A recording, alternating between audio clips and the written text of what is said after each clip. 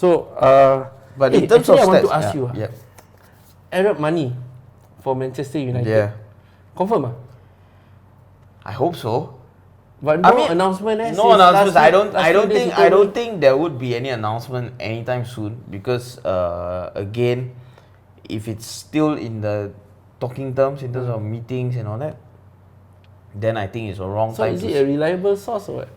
For me, I think it's a reliable source because there were pictures of the Manchester United chief going to Arabia and having his pictures taken during the meeting. Okay. So if there's no talk, then there's no need for this guy to go there, right? You know what I mean? Like why is he there?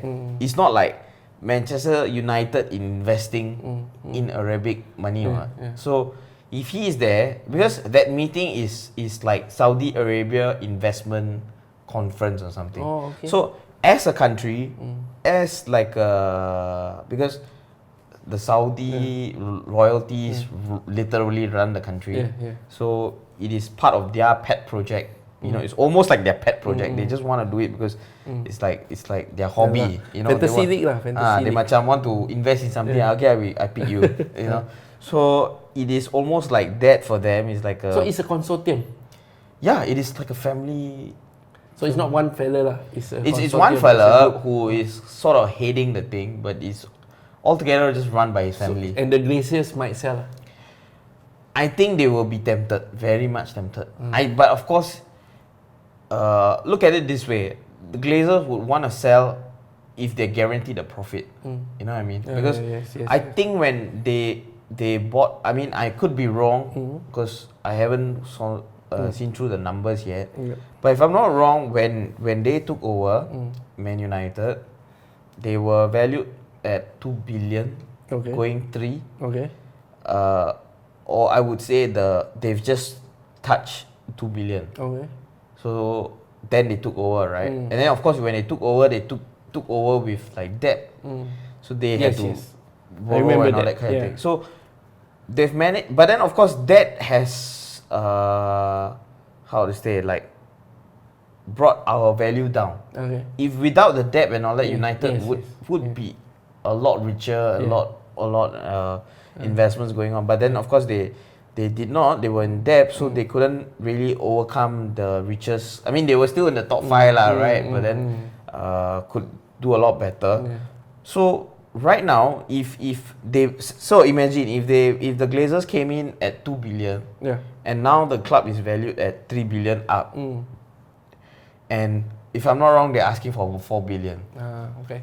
So for them, it's like they would at least look at, I mean, minus all the debt, the interest and all that, they are probably looking at a 1.5 billion profit. You know what I mean? So that sounds fair. Yeah. So, but then again, for me, it's like just get going. Don't destroy my beloved club any further, because they brought the club into debt. Like for the first time, the club was in debt and all that kind of thing. So like,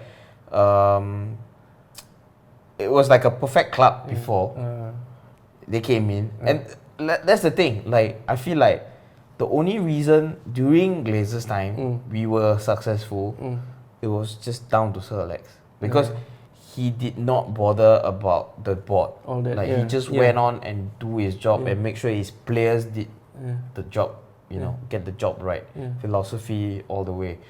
Whereas right now, you can clearly tell that it's the board that's controlling the club. The manager has no power anymore. I mean, look at it. Like, since Alex Ferguson left, they fired 4 different managers, top quality managers. And then finally, they're trying to stick with Ole. And of course, Ole does not have that quality players, and he's suffering. I mean, by virtue, by not by choice, you know. It's not his choice.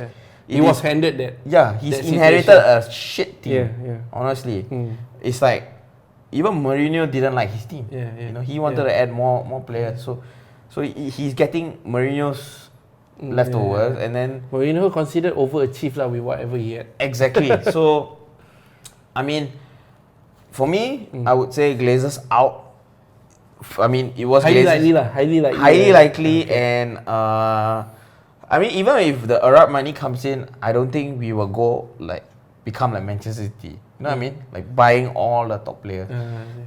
If you have a player like, I mean, if you have like a manager like Ole, you know, deciding, then I don't think he will go and say I want this, I want this. Because I think he's that kind of manager who prefers to shop like for English player. So he won't go and I want this guy. But English player also quite pricey, you know. I mean, okay, if you tell me, I'm gonna simply say I just need 2 more strikers, 2 more signings.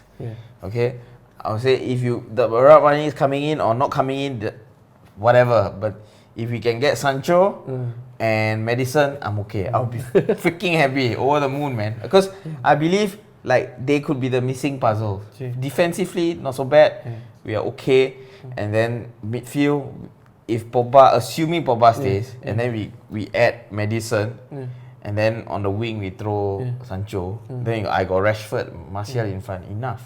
Okay lah. Daniel James. For friends' sake lah, I hope the blue side and red side of Manchester United, Manchester is become Arab Street lah.